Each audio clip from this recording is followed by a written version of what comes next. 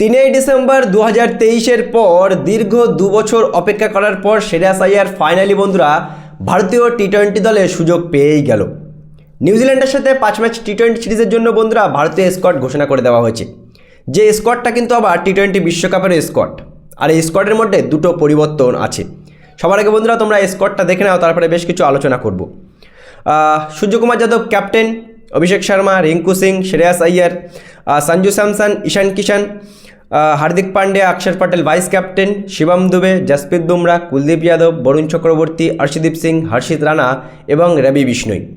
বন্ধুরা ওয়াশিংটন সুন্দর যেহেতু চোট পেয়ে 5 ম্যাচ টি-20 সিরিজ খেলতে পারবে না, সেই কারণে ওয়াশিংটন সুন্দরের জায়গায় রবি বিষ্ণই আবার বহুদিন পরে ভারতীয় দলে কামব্যাক করবে, চান্স পেয়েছে আবার।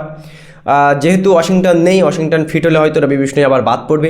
আর ওদিকে শ্রেয়াস আইয়ার প্রথম 3টে টি-20 ম্যাচের জন্য ভারতীয় দলে শ্রেয়াস আইয়ারকে ডাকা হলো। তার কারণ বন্ধুরা 3 নম্বর পজিশনে তিলক বর্মা প্রায় 2 বছর ধরে ভালো করছিল, কিন্তু তিলক বর্মা যেহেতু প্রথম 3 ম্যাচের জন্য বাদ পড়ে গেছে, মানে ইনজুরিতে পড়ে গেছে, সেই কারণেই কিন্তু বন্ধুরা দীর্ঘ 2 বছর পর শ্রেয়াস আইয়ার ভারতীয় দলে কামব্যাক করবে। বন্ধুরা স্কোয়াডটা কিন্তু বিশ্বকাপের স্কোয়াড, এই স্কোয়াডেই কিন্তু বিশ্বকাপের স্কোয়াড, শুধুমাত্র দুটো পরিবর্তন। এক হচ্ছে তিলক বর্মা চোট পেয়ে আছে, তার জায়গায় প্রথম 3 ম্যাচের জন্য শ্রেয়াস আইয়ার, আর ওদিকে ওয়াশিংটন সুন্দরের জায়গায় রবি বিষ্ণই। আর বাদ বাকি টিম কিন্তু সেম। ওয়াশিংটন সুন্দর ফিট হয়ে গেলে রবি বিষ্ণই বাদ পড়ে যাবে, এবং তিলক বর্মা ফিট হয়ে গেলে শ্রেয়াস আইয়ার হয়তো বাদ পড়ে যাবে। আর এই 3 ম্যাচ, এই যে 3 ম্যাচের জন্য শ্রেয়াস আইয়ার সুযোগ পেয়েছে, এই 3 ম্যাচে যদি শ্রেয়াস আইয়ার 2-3টে 50 মেরে দেয় তাহলে তো গল্পই নেই বন্ধুরা।